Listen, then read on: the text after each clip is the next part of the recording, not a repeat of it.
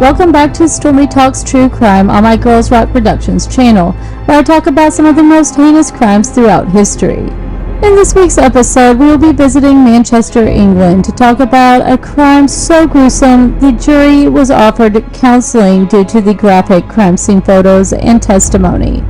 This is the tragic tale of Kelly Ann Bates, the girl in the bathtub.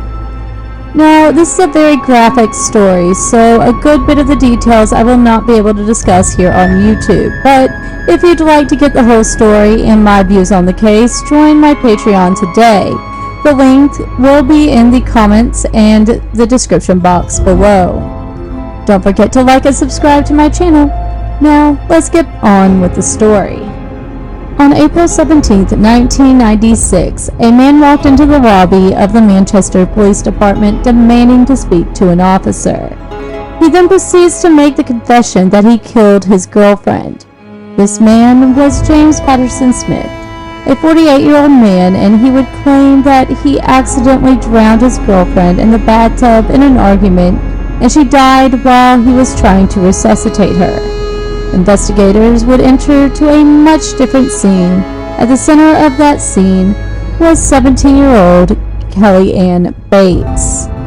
Kelly Ann Bates was born May 18, 1978, making her a Taurus.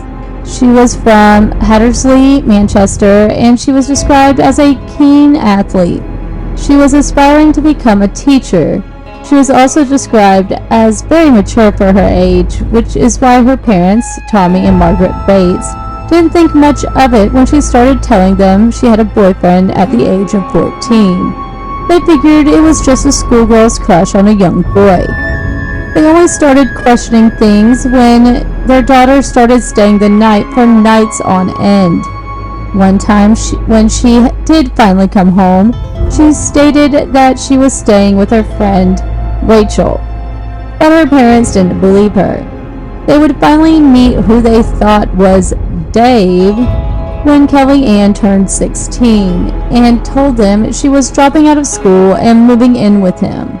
They would soon find out his name wasn't the only thing he was lying about, as he would tell them that he was 32 years old, which in the UK, 16 is no longer a minor for my US watchers. Over the next several months, Margaret started to notice bruises on her daughter, but when she would ask about them, Kelly Ann would just shrug them off. After Margaret started questioning more and more, Kelly Ann stopped visiting. Kelly Ann would say that this was because she was working more hours at the warehouse. At this time, she had enrolled in college and she was working for a graphics firm. Soon the calls stopped coming, and all the Bates would receive were a Mother's Day card and birthday card for Tommy in March of 1996. These cards weren't even in Kelly Ann's handwriting. Less than a month later, James Patterson Smith would be walking into the Manchester Police Department. The investigators would enter a very gruesome scene. Kelly Ann's blood was in every room, and they did find that she was drowned in the bathtub, but this was after apparent weeks of torture. The autopsy would show that Kelly Ann suffered over 150 separate injuries, sustained anywhere from hours to several weeks before her death. She was severely burned with boiling water and hot iron. She was stabbed with knives, shovels, scissors, and shears. There were lacerations to her ears, mouth, and private areas. Her eyes were gouged out of their sockets, and then there were stab wounds inside the empty sockets. Kelly Ann was also partially scalped, starved, and deprived water. She had reportedly lost 45 pounds. James Patterson Smith would claim his innocence until the entire time. He would even state that he blinded her and tortured her because she dared him to do it. It would come out in the trial, however, that Smith had a history of DV, including beating his girlfriend who was pregnant at the time. The ex would actually escape after he tried to drown her in a bathtub. It would take the jury 1 hour to return with the verdict, guilty. Smith was sentenced to life in prison with possibility of parole after 20 years.